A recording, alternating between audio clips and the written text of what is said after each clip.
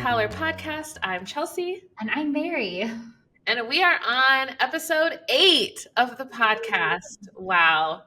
And it's May, which is a very exciting time here at Arctic Wolf because it's the start of our new fiscal year. So there's just like a lot of energy and excitement about the new year ahead. So a really fun month to be here at Arctic Wolf, I would say. And I would say, yes, it's a fun month, but today specifically, recording day, has been a really special day at the PAC. Mm-hmm. So to debrief everybody on the day Chelsea and I have had so far is we started our day with a global celebration of Eid at Arctic Wolf. It's Arctic Wolf's first time ever celebrating this Muslim holiday. So huge shout out to Happy Wolves honoring Asian and Pacific Islanders. They planned a really thoughtful celebration with some of our Muslim PAC members sharing about the holiday and how they celebrate. And all of our offices had different treats. So I enjoyed some baklava, but that was really special. And then Chelsea and I just got out of spending the morning with 6 students on site for a panel interview, the finalists in our PAC Unity Scholarship program. It was such a special morning. Chelsea, do you want to talk a little bit about the vision for the PAC Unity Scholarship? Yeah, so right now we this is the 4th year that we've done the scholarship program, and we visit local Minnesota schools. We expanded this year to 3 new schools, and we go in and we share about the cybersecurity industry, cybersecurity careers, and we really just try to expose students to a pathway that maybe they haven't even heard of. And in addition to that, we also provide them with training videos and learning resources so that they can learn how to keep themselves safe online and then hopefully extend that new knowledge to their loved ones. So this is all in the goal to continue to increase diverse representation within the industry. And we really feel like here at Arctic Wolf, we can be leaders in creating a more diverse and representative cybersecurity workforce. So we had the finalists in this morning and did a panel interview with them. And like Mary said, I mean, they just renewed our hope for the future.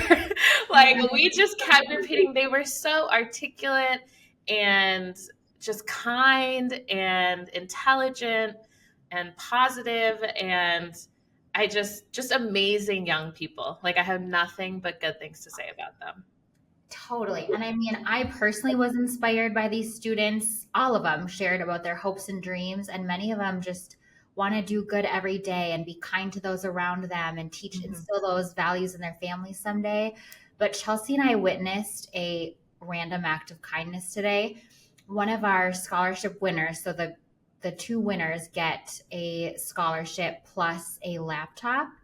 And I overheard one of our winners say that he would be giving his laptop to somebody else from his school that was a finalist but didn't win today. And he didn't make a big fanfare or show of it at all. I just happened to be behind him when he said it.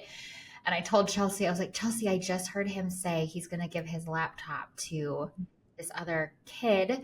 But I was like, but don't say anything just in case I misheard. I don't want to put that out there accidentally. But then Chelsea then witnessed him later kind of sneak it off to his friend. So he could have kept that and sold it or given it to a friend. But it was just really, it was inspiring to me, his act of generosity and his humbleness. So yeah, kids of the future, if they're like the crew that was in today, make me really hopeful. They're kind, they're optimistic, and they have big dreams for making a positive difference. So for sure. Yeah, it was such a special moment.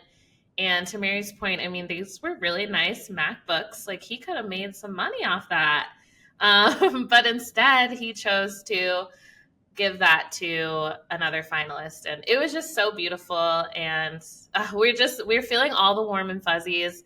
And I hope that continues on into the podcast, into our discussion with Andrew, because I'm feeling good. Absolutely. I feel it's one of those days where I'm just riding on a PAC high. Like I feel so proud and inspired to be part of this, such a special community. Mm-hmm. So speaking Speaking of our guest, today's guest is Andrew Burback. He's our Chief Information Officer and our Senior Vice President of Operations. Andrew has led our Dick Wolf's business operations since April of 2018. Before joining, he was Director of Operations at Perforce Software, where he oversaw all lead-to-cash operational functions. And prior to that, he served as Senior Manager of Sales Operations and Renewals at Code 42. We're so excited to get to know Andrew a little bit better today. So let's jump into our conversation. Okay, Andrew, welcome to the Howler podcast. We're so excited you're here today. Giddy up, here we are. I know that you're not as excited as we are, but genuinely, I'm excited this conversation to get to know you personally as well. I think I told you earlier, if there's one thing, talking about yourself is always it's not my forte. So here we are. We'll talk about myself and Arctic Wolf and whatever else you got too. So okay, well, we're going to ease into it because we always like to have a little fun at the start of the podcast. So as Mary kind of alluded, we don't know you as well as some of the other guests we've had on. So we reached out to Kristen Dean and we were like, what do we know about Burbs? And she was like, okay, he's from Wisconsin and he loves Wisconsin sports. So oh no, oh no. This is not. If it's names, it's like it's not even a thing. Like name that. We'll see. Well, we'll just have fun. We're just having fun, no pressure. But I have some. It's Wisconsin/Wisconsin sports trivia. This is going to be brutal. I was hoping it was Would You Rather. You can't screw that up. But here we go. That's true. But this is more fun. Okay, so the first question. The Wisconsin Badgers ice hockey teams have won many NCAA national titles. How many total, both men and women, have they won? Oh, I think the women are 6 or 7. The men, 2 or 3. I'd say 9. Okay, you are on the right track. So the total is 13. Men have won 6, women have won 7. So you did know about the women. I have 2 kids in hockey, and my daughter followed the Badgers closely this last year, the Badger women. So okay, see, that wasn't bad. You knew a little bit. A little bit. Your daughter, though, that her assist in helping you get the question right today. My college dorm overlooked the Kohl Center, so that's where they played hockey. Okay, nice. Okay, this one is not sports. This is just general Wisconsin trivia. The very first kindergarten classes were held by a German couple in 1856. In what Wisconsin city? And I made it multiple choice for you. A, Two Rivers, B, Milwaukee, C, Appleton, or D, Watertown. Milwaukee, I would think. It's the biggest city. It's on the lake. No, that's not the right. It's Watertown, Wisconsin. Okay. Not far from where I grew up. Watertown. Really? I've spent a lot of time in Watertown. My aunt lives there. Sun Prairie is home for me. So. Okay. Yes, Watertown, right behind the school is behind the Octagon House. If you've ever heard of the Octagon House, no. Okay. Nope. I'm learning. You learn something every day, they say. And what did you know? Here we are. Learn something new. Well, who knew? Yeah, well, if you ever make it to Watertown, Wisconsin, the first ever kindergarten classes in the U.S. were there. Interesting. Yeah. Okay, 2 more. We are recording this in April, so in honor of Earth Day, Earth Month, the founder of Earth Day is from Wisconsin. What is their name? A. Oh, good. This is multiple choice. It's multiple choice. I don't know if that'll help you. It might just sound like random names, but I was going to say Joe, but okay. A, Gaylord Nelson. B, Dennis Hayes. C, Selma Rubin. Or D, Mark McGinnis. I'm going to say Gaylord Nelson because it sounds familiar, and I don't know if it was trivia. I think it was a governor, and That is correct. Senator Gaylord Nelson is from Wisconsin, and Mary has a fun fact about that. Well, he grew up, my small town of Clear Lake, Wisconsin. He grew up in Clear Lake and then became senator. So that's my small town's claim to fame. So when Chelsea was looking for trivia questions yesterday, I was like, oh, I didn't know you were Wisconsin. Where's Clear Lake? It's not Turtle Lake. it's near Turtle Lake, though. It's like 15 miles from Turtle Lake. We have a cabin in northern Wisconsin in Minong. Okay. So Turtle Lake is on the way. Yes. Yeah. Or a cottage for those in Canada. It's a cabin Yeah. here. It's a cottage. Yeah, I was going to say for our global pack, this probably sounds like gibberish, but we're just talking Midwest small towns, okay?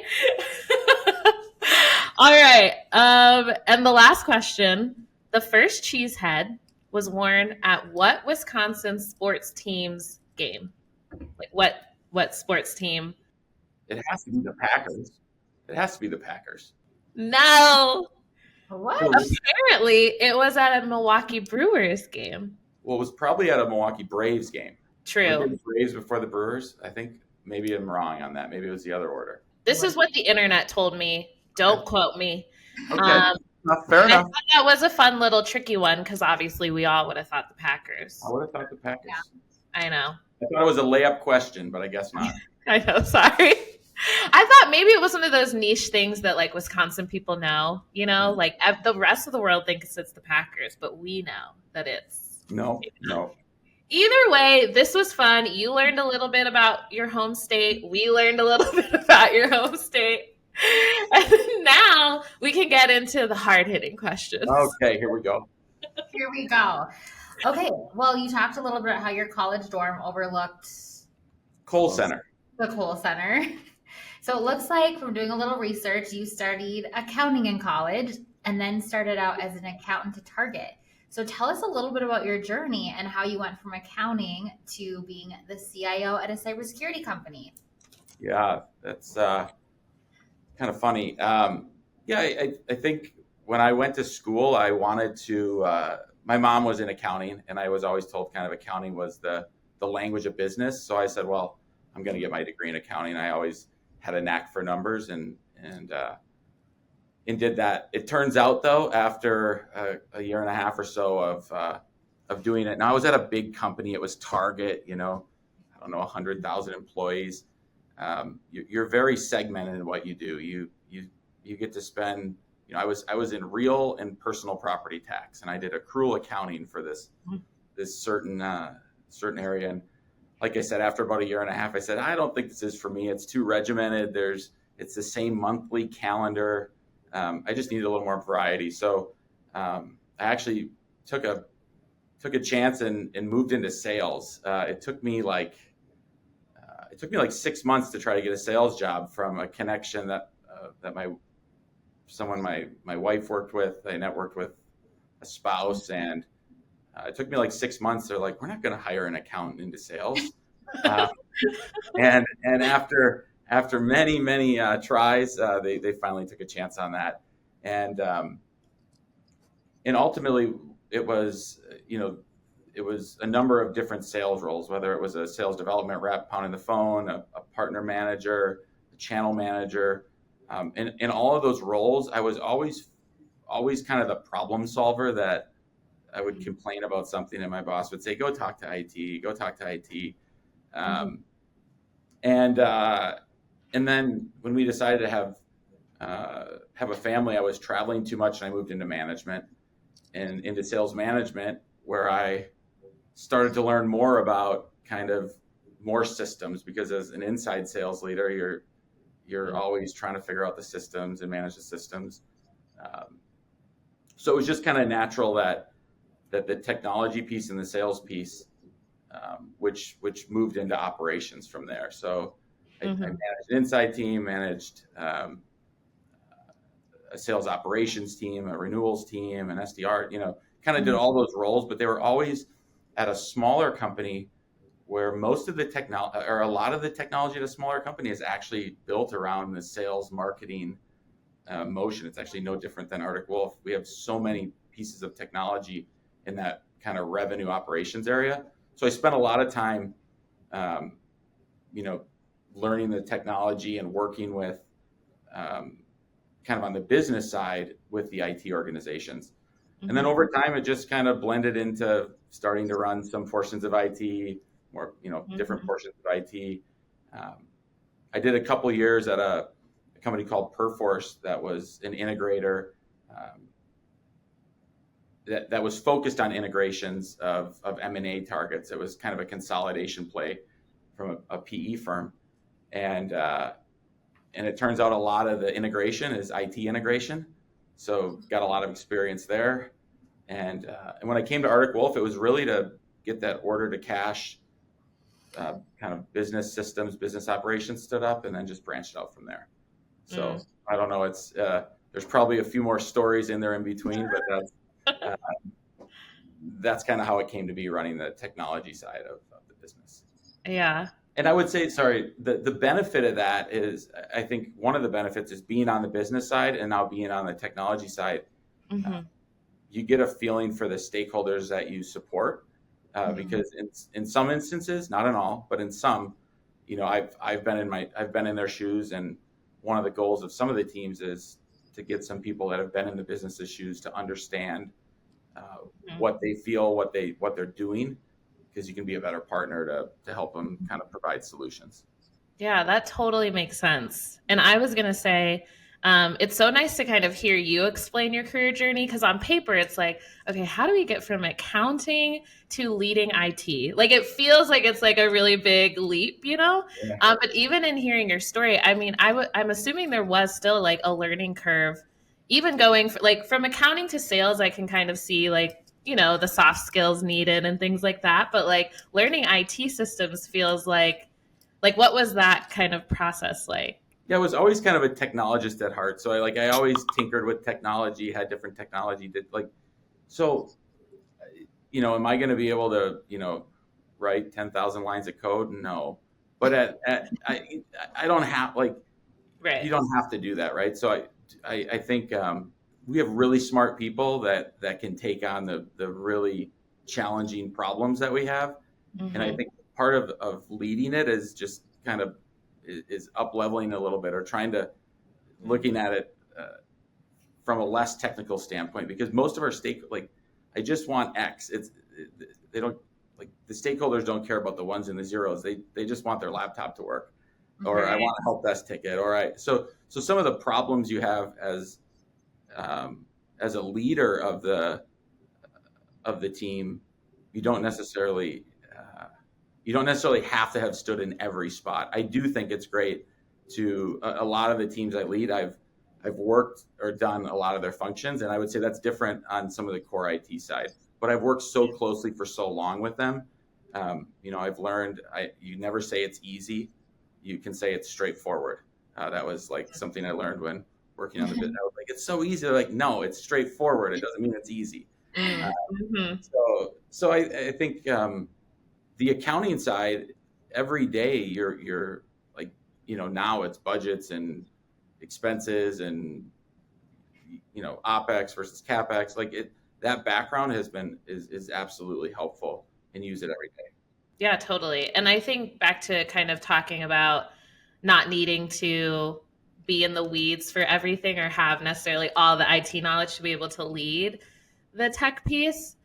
So often you hear from leadership, a good part of being a leader is to hire the right people and then get out of the way, and provide the support that they need, and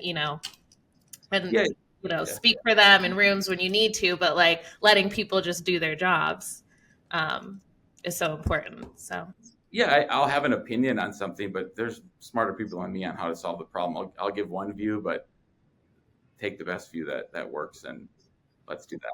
That was great. We're going to take a quick pause right now to hear a security win from one of our security services PAC members. My name is Meg Warren. I am a triage security engineer from our Pleasant Grove, Utah office. A short time ago, I received a ticket from a customer that was receiving a large number of restricted country login alerts. They had responded to a ticket asking us to make a change to the suppression, but I was curious about the issue as a whole, so I took a look at all of their past login tickets and all of their current restricted country login tickets. I then went through all of their suppressions and reconfigured those so that they would better fit the customer's needs. After that, I worked with the concierge team to come up with some intel, some ticket notes that would make it easier for us to configure future suppressions to better fit those needs. The customer was very happy with our results and did benefit with more relevant alerting. This was a good security win for me because it proved to me the importance of owning the outcome, which is one of our core tenets. When we own the outcome on even small issues like a restricted country login alert, it can make a big change for the customer. Okay, well, I know you shared a little bit about how you went from accounting to now being, the CIO. We do know before Arctic Wolf, you were at Code 42. We had a lot of folks at Code 42 before Arctic Wolf. So kind of what made you originally interested in cybersecurity specifically, like this industry? Yeah, the industry. I think, so right before Arctic Wolf, I actually did 2 years at a company called Perforce, which was in the DevOps space. And security would constantly come up with that company of things like the supply chain and the development lifecycle of how you write code and develop. So that was one that I knew there was a problem, but probably what got me most interested is I wanted something that no one had solved yet, and like cybersecurity seemed like no one had solved the problem yet. Why Arctic Wolf? Earlier in my career, I'd been at a number of different smaller technology companies, and I thought I wanted to find somewhere that was like fast growing technology because it afforded myself great opportunities, both personally and professionally. And it's really fun to be somewhere where you can build and make an impact. I had done the 100,000 seat Target company, and I it wasn't for me. I had done the 100,000 seat, Dell organization, and great company, but it's really hard to make an impact. So I wanted both. I wanted both a company where I felt like I could make an impact, where you were like excited to come to work. There was real problems to solve, but in the industry that no one had figured it out yet because it presented fast growth tech, I thought, and it presented great opportunities. Yeah, totally. I mean, that's one of my favorite things about being at Arctic Wolf as well, is just the opportunity to create and build and chart our own path and do what people have never done before, and all the impact that and growth that comes with that. Yeah, and I think what's great about it now, right? I've been here for going on 6 years. So we were 100 employees. Now we're 2,500. You still come to work and there's still problems to solve each day, and you can still make an impact and move them forward. So there's not a lot of I mean, there's more stakeholders to work across now, but everyone's kind of wanting to. We haven't figured it all out yet, so there's still problems to solve. So that's what kind of keeps it engaging. Yeah, absolutely. I know I'm approaching year 4, and I feel like there's new problems and they're just different, like now there's international like growing internationally and new offices and acquisitions, and never a dull day. But speaking of days, tell us a little bit about a day in your life. What are the types of projects and tasks you and your team are working on, the problems you're solving for the org, and maybe to a recent accomplishment that your team has done that you're proud of? Yeah, a regular day. I don't know if there's anything really special about my regular day versus any others. At the end of the day, it's I usually have one meeting with one of I have 6 different direct reports. So one of those people, we probably have a one-on-one to talk through things. But other than that, it's we have some bigger projects or, organizationally we're working through objectives for the year.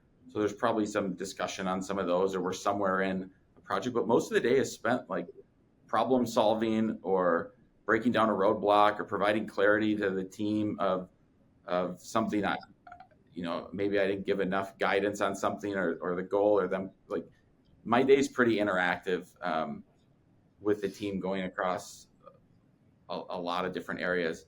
I'm trying to think of a recent accomplishment that something that the team has put a lot of work into, both cross-functionally, is as a business, we've transformed from just this MDR only provider to multiple products. And, the sales analytics team and the BI team and BizApps have been working to get the product organization and in the sales organization better reporting around that. So we've been on a 2 or 3 month project to try to really harness some of the data we have to provide insights to the business. So that one's pretty exciting in terms of a project that will have output to the business that was cross-functional in nature, but also took time. It's an analysis of our subscription products and all of our agreements we have with customers. But yeah, I don't think there's any, like, there's not a typical day. Back to the why do I like accounting versus where I chose. I went into sales because it seemed like there wasn't a typical day. And I would say none of my days are the same. There's always something different, which makes it, a little more enjoyable, at least for me. Yeah, no, totally. I mean, Chelsea and I mentioned in the intro to the podcast today about how we had 6 scholarship candidates in today from local high schools here in Minneapolis. And they asked us, the Arctic Wolf folks that were there, about what a typical day in our life was. And it was fun just to talk through with them. Like, there really is no typical day, especially in Arctic Wolf world. And each day brings different challenges and projects and collaborating with different folks. But I will say something that we're really grateful for, as, if you will, an accomplishment from your team. But speaking of the scholarship program, we have a really small budget right now for volunteerism and giving back, because we're privately funded, and we're just flexing the muscle to be ready for when we have a larger give back budget. But because of that, we got creative and partnered with your IT team, and they wiped and got 4 really nice laptops ready for us so that we could gift 4 of them to the students today, in addition to the scholarship dollars, to be able to That's give awesome. back to more students. So just so cool to partner with the team. I mean, we love partnering with your IT team. They're amazing, and they just do an incredible job supporting the path, but also helping us with onboarding and even things like today. The scholarship program was really cool to come together and make a difference. The That's kids awesome. their faces, they didn't know that we also had the laptops to give, and their faces just lit up when we pulled those out. So, And they'll last a long time. So that's awesome. That's awesome. Okay, we're going to switch gears a little bit. We're going to talk about leadership, and you've referenced, you do have a background in sales, and so I'm just curious, with your background, and then currently leading sales operations, what are some skills you think you've learned throughout your sales career that has helped you just become a better leader? I'd probably say that so critical thinking is obviously, it's important. So probably not some. I learned throughout sales ops. I mean, every decision you make, there's this aspect of critical thinking that's important. But I think the skill that's probably been the most as a leader is that results sometimes take time.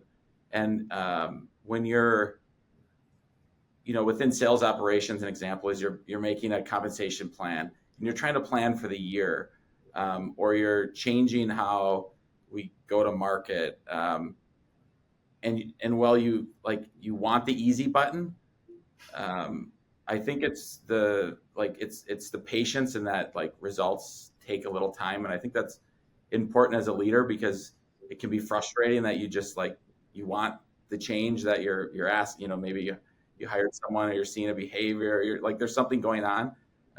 It's probably that results take a little bit of time, and after enough repetition or time, the ship does turn, or the team does come together, or that's probably one that I've learned. I don't know if it's because of just sales ops, but that's in general, that you can't flip a light switch on leadership in different areas as much as you want to.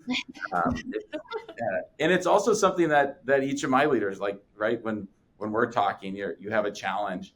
It just takes a little, you have to have a little patience, even though I'm not a patient person. It doesn't come naturally, but that it does take a little time. Mm-hmm. But that makes sense. Just given some of the people that I know that work in sales in general, maybe not necessarily sales operations, but I've never worked in sales, but I didn't really understand that sometimes a deal could take months or years of continuing the relationship building with a client and all those things. In my mind, you make the call, they say yes or no, you either made the sale or not. I mean, I obviously don't think that anymore, but early on, like straight out of college, that's what I thought sales was. So I could see how, to your point, like results take time, and you do have to like cultivate those relationships and be patient, which I'm also not a patient person either, so I can relate. So I can see how that maybe you learned some of that through sales. Yeah, I think there's a book. Both my kids, I wish I had it. It's like I have like a wooden book of it that a sales leader gave to me, and it was about like a little kid who planted a carrot and he watered it every day, and it, and ultimately, 6 months later, everyone told him it wasn't going to grow, and then he pulled the carrot out of the ground. It's kind of that sales is a hard, like, I don't think people understand how hard it is. To wake up every 3 months at Arctic Wolf and you're back to zero and you're like, you have to fill the gas tank again. Like it's a grind. It can also be really rewarding. It's rewarding when you land a deal, but it takes, building a new territory, man, it takes a lot of work. Could you maybe, just thinking through, maybe people that don't understand what sales operations even is, like, could you just give a quick cliff notes of like, what is sales operation? Like, how are you supporting the sales team? Yeah, so there's the team today is made up of a few different groups. I'd say there's, commissions and so sales commissions, the team that runs the plans, pays the plans with our finance partners. There's analytics and reporting. So all of the analytics that go into running the sales teams, how do we, territory planning, how do we decide to carve up territories given the number that, that the board agrees to and comes down, or the leadership team agrees to and is blessed by the board. We have to do X millions of dollars. How do you carve it up based on the green space we have? So there's the analytics team. We have our channel operations group in there. So they're the team responsible for, ensuring our partners have everything they need, but also making sure our deal registrations that come in are all reviewed by that group. And then we have a team that basically supports the sellers through, whether it's unique deal structures, how do you quote this deal? How do we make sure we validate the orders that come in from customers and partners, that, the quote we have, the price that we have, everything equals, the dates are right.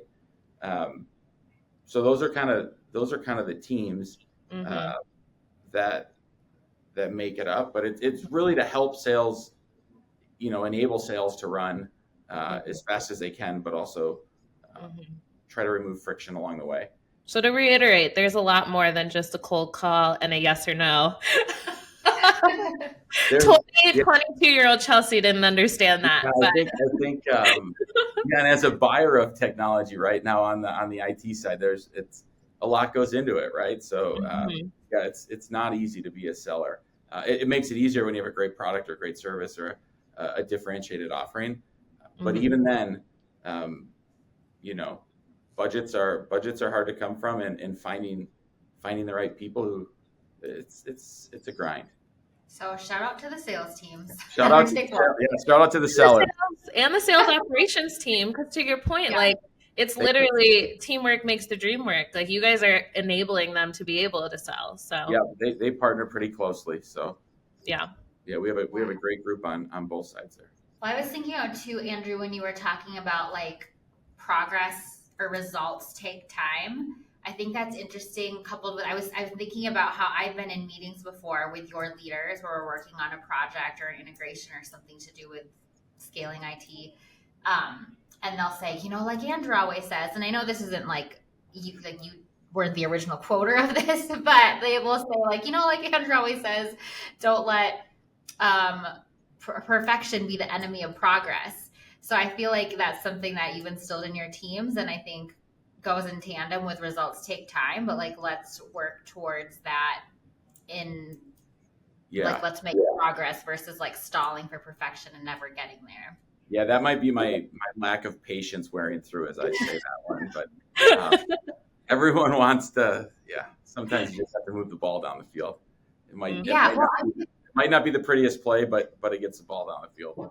Yeah. Well, I think it's really helpful because sometimes I think with like IT stuff, there can be just like so many requirements and specifications and things you could possibly do. So to just be like, let's just like make a baby step forward here is really helpful. Yeah. But kind of on that topic, what's the best leadership advice that you've ever been given? I'd say hire people that have different skills than you. You probably hear it, hire people smarter than you. And when I look at my team um, of leaders, we definitely have different skills or different. We approach problems differently. We look at it like having a couple different opinions is important. I don't think any of my leaders are like a clone of me, think exactly like or think like me. There's probably one or two that are closer to how I would attack some things than others, but that's probably the best advice I was given, and I think it makes for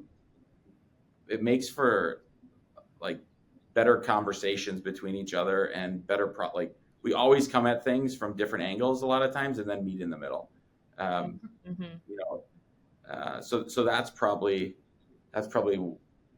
one. I was trying to think of the other was early in my career. I think the first time I took a team managing, it was they say it was something like, navigate the ship. You don't have to steer it. So kind of chart the path, but you don't have to steer it. Was kind of don't be a micromanager. Like no one wants that. So that was, I guess, the way of saying don't be. You don't have to steer it every day. Like go from point A to point B. Smart people figure it out. Come to me if you need help or advice, or if there's a roadblock. But other than that, like I'll give you my opinion, but it's just it's usually one of the opinions, and then let the team figure. Like I said, if you have smart people on a team, they figure it out. They might not do it the same way you're thinking about it, but that's why they're there. That's why we hired them. That's why they work here. Go figure it and sort out the problem. Yeah, I love that. I don't know if I've ever heard that boat analogy before, but I love the idea of like you navigate the course. Like we know we got to get from point A to point B, but then like let the crew get the ship there. Like you don't have to necessarily be doing all the roles to get us there. So I also think it was written on the back of a piece of paper I have it somewhere at home because it was like I wish I don't have it with me. It was like 4 or 5, like first time manager. And that was one of the first lines. And I also, just going back to what you said around like all of your direct reports aren't necessarily clones of you, which I also love because it's kind of hard to ensure you don't do that. Like it's easy to be like, oh my gosh, I completely vibe with this person. We think the same. I can trust that they'll kind of do it the way that I would want it to be done. But as we all know, like diversity of thought and opinion and experience and perspective is like what makes us stronger. So just as a leader, like knowing you have people that maybe are going to do things differently than you would, like how have you like grown in that area and learned how to navigate that and kind of just like let things go and trust the team? Because that's not always like easy to do. You know what I mean? Like when you're also a person with opinions and things. Well, I didn't say I totally let them go, but no, I think I'd say as a leader, or as a first-time leader or manager, like for anyone that gets that promotion, the letting it go is the hardest thing I constantly see from new leaders. Like delegate. They want to do it all themselves. So that's like the biggest challenge. But as far as how the team does, I think the different teams that are part of my group, there's a lot of like we go from the CISO with Adam Mare to corporate IT to manufacturing and sourcing and sales ops. Like the functions are so wide that the skill sets of each of the people in those jobs, they've done it for a long time. They've seen a lot of places. So that I think you just have to kind of, that's why they're here. That's why we hired them. So you have to, I guess that's just part of the gig. Like you have to just believe in what they're saying. Like I said, I always, my team won't tell you I don't give an opinion. I always give my opinion. Right. But they have disagreed with, they disagreed with me many times, and that's like Mhm. at the end of the day, like my job is we need to get from point A to point B. Mhm. Here's what I think. I sometimes, at least at Arctic Wolf, have the benefit of being here for a longer tenure or um, seeing maybe a holistic picture because of how things relate to each other, and especially with like newer folks on the team. But they just rely like the teams are. We have enough scale now and enough people Mhm. that there's smart people and they can figure it out. Mhm. I kind of like come to me if there's a roadblock. Come to me if if I didn't explain something, provide clarity. But really figure it out. Yeah, well, it makes me think about when Nick was on the podcast, he talked about the kiss of death being pride and how he really values humility in leaders. And I just think it does take humility to be able to say, hey, I'm open to your perspective or opinion, or we can disagree about this. And I trust you, my team, to together we can come up with the best decision versus like, yep, my way is the best way. My way is always right. I think it shows humility to have that dialogue with your team. You also can't scale that way, right? Like that's the big like Mhm. it just doesn't work. You have to give up control to get things done. Otherwise, nothing can get done without you. And I, No. I would hope my team. I don't think they feel that way. We move too fast at Arctic Wolf for that to be a thing. Yeah, absolutely. Well, it makes me, when you were talking, it made me think about our culture tenet of communicating with candor, or it's part of our culture tenet of owning the outcome is to communicate with candor. And I just think that exemplifies it really well of like, let's disagree about this to get to the right decision. And you share what you think, and so-and-so is going to share what they think. And we're not going to like skirt around the truth or like not say something because we don't want to offend someone. We're going to have that conversation respectfully and get to the right decision. So Great. Well, we are on our last serious question. We like to ask all of our guests a mental health and wellness question. So just curious, how do you prioritize your well-being for yourself, like mental, physical well-being? And then how do you prioritize that or model that for your team as well? We all work super hard, right? Like you're in fast growth tech. There's always more that you can do than there is time in the day. yeah. So, my biggest thing is like taking a break from work. Like, if you're on my team, you've heard me say it. Like, I don't want you taking your laptop on. I had a request for someone to, I don't know, they were going overseas somewhere and wanted to take their laptop. I was like, what are you doing? Like, don't take your laptop. You're on vacation. So I think that's probably the biggest thing. Like, if you can really disconnect from work, like it will be here when you get back. I always remind them. So like take the time is probably for like there's always so much going on. So that's what I tell everyone. Just take the time. We have it there for a reason. Don't feel like you have to stay in the office till 7:00 at night. Like it will be there tomorrow. We're not like doing brain surgery, right? So it like 99.9% of the time, it's not life and death. So We're laughing because we have our own phrases. Like I always say, we're not curing cancer. Mary always says we're not saving babies. So like we have a similar phrase of like we can all take a deep breath here, Yeah, so I think that's probably the biggest one because taking time off. Like in the summer for me, I love to go to the cabin. Like I'm going to take some Fridays off in the summer and be at the cabin, and I expect the rest of the team to do it because it's not like we're not putting in our time, during the week. That's usually not an issue. Well, you heard it here first, folks. Take your PTO, and when you're on PTO, be on PTO. On PTO, yeah. Okay, awesome. Mary, anything else you want to ask or say before we do rapid fire? When was your most recent PTO, Andrew, and what did you do? What did I do? That's good. I think it was taking my kids to the state high school hockey championship. Oh, nice. So high school hockey in Minnesota, it's, sell out 16,000 people to watch high school hockey, and our local team where we live, Chanhassen, was in the state championship. Nice. Nice. So that was what, like a month ago? So you've taken PTO within the past Taken month. PTO in the last month, yeah.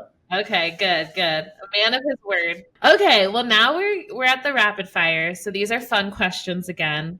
Rapid fire, first thing that comes to your head, don't think too hard on it, okay? Best concert of your life. Oh, people who know me. Hootie and the Blowfish. It was at the zoo in Minnesota. Before Darius Rucker became Darius Rucker. He was like Darius Rucker, but he was still Hootie. Yeah. Probably, 2008. That was front row. I mean, Hootie and the Blowfish is the best band ever. Okay. Honestly, I don't know what I expected you to say. Like, I had no concept of who you were going to throw out, but I wasn't expecting Hootie and the Blowfish. But I mean, we love. And I get crap all the time because I would have said Nickelback, and everyone gives you crap for Nickelback. But Hootie, look at Mary's face, just disgust. But Hootie's great. There isn't a bad Hootie and the Blowfish song. I honestly don't know if I could name one. I know. We're going to have to put it on in the HR corner today. We'll put that on the Sonos. I'll play it in the Sonos from this side in the HR side. Okay. Sounds good. And also, Andrew, justice for Nickelback. I don't get why they get so much hate. I also think they're totally fine. Like, they're fine. It's awesome. Yeah. Next one. Favorite word. No. So for those who know me, my nickname's Dr. No. Yeah, that's no. When you're in the operations world, in order to scale, sometimes you have to say no. So that's my favorite word. Okay. We'll say professionally. Yeah. Okay. I was going to say, we just had a whole conversation about you being like, we have to trust our teams and appreciate different. No. That's usually for the asks of everything that comes in. Yes. No, I know what you mean. Okay, a place on your bucket list. Thailand, like a beach in Thailand. Nice. What is something that people often get wrong about you? Well, let's do professional. Back to my no. I think that it's I don't want to help, or that I like professionally. I think that's one of them. Like you don't want to help, and I think it's not that it's exact opposite. I want to help as much as I can, but you have to kind of prioritize things sometimes ruthlessly in terms to scale, right? So that's probably one thing that I want to help as much as I can, but you can't please everyone either. So that's otherwise things won't scale. So that's probably one. Wait, these are fun questions, and I'm making them serious. So, well, I was going to say too, like as a leader, you have to also like protect your team and their time and resources, and like, yeah, sometimes that's saying no to things. Chelsea, I'll bring you to the next team meeting. This is great. Chelsea's like your ultimate hype gal. I'm just, anytime you say something, I'm like, what Andrew said. Okay, last one. Give us a snapshot of an ordinary moment in your life that has brought you joy. Well, I touched on it earlier. I think like the cabin or cottage, it's like 85 and sunny. It's like June on a Saturday. You might have a spotted cow in your hand. Kids are like on a tube behind the boat. You're on the water. That's probably an ordinary moment. That being with the family at the cabin is definitely a time to like get out of the city, get out of the work, like the office, and spend time with the family. That's definitely probably the best. Yeah, that sounds nice. I actually have a wild card final rapid fire question. Fire. Because I was joking with some PAC members here when I was telling them you were going to be on the podcast and that I was doing Wisconsin trivia, and they were like, you should have done Subway trivia, because if you don't know, Andrew loves Subway, always has like some sort of connection deal. Maybe that's supposed to be hush hush. We can edit it out. But a big lover of Subway. So what is your go-to Subway sub? A cheesesteak. I mean, it's like okay. It's the best one. And that's right. We have, we do have a small group, like Subway sends like a code out every couple weeks, and they Slack it to like 10 or 12 of us. It's, you can walk to it from the office, you can order it on your phone if you're in meetings. So yeah, it's quick and easy. Yeah. And you know what? what? You can't go wrong with a cheesesteak. Yeah. And you can have it your way, as they say at Subway. You can. Hey, and you get your wellness in with some steps walking over there. Yeah, it's a nice. Well, now that summer's here, you drive over in December, but now you can get a quick walk in, and it's there and back in 15 minutes. I should have done some Subway trivia. I don't even know what that would have meant, but I'm sure I could have found something on the internet. But anyway, thank you so much for being brought to you by Subway, so thanks. Yeah. Literally, I mean, if we had podcast sponsors, that would be cool. The goal at some point. I don't know how that would work being a corporate podcast, but we could figure it out. We could figure it out in the future. But thank you so much, Andrew, for being on the podcast. It was so great just to like get to know you a little bit better. Loved learning about your journey, and also just your leadership philosophy. And you can tell you just like really value and trust your team. So I'm sure they will appreciate hearing all the lovely things you had to say today too. So thank you so much. Good talking with both of you. See ya. Bye. Bye. Okay, what a great conversation with Andrew. Like I said, so fun to get to know him a little bit better, and just like get to hear his insight and perspective into working here at Arctic Wolf and his journey. So thanks again, Andrew, for joining us. And thank you everyone for listening. Please continue to listen, like and subscribe on YouTube, wherever you listen to your podcasts. And if you are a PAC member, lots of fun things coming up in May. May is Mental Health Awareness Month and Asian and Pacific Islander Heritage Month. So be on the lookout. We're going to have a ton of fun, wonderful events and learning resources for you all. So make sure you are in the PAC Unity Slack channel. Yes, so excited. We're also kicking off our fiscal year. So looking forward to another year of growth and impact for the PAC. If you want to be part of this special community that we have here and be part of the scholarship program and just a place where people come together to do meaningful things, check out our open positions at arcticwolf.com/careers. And we will catch you all next month. Yes, bye. Thanks, everyone.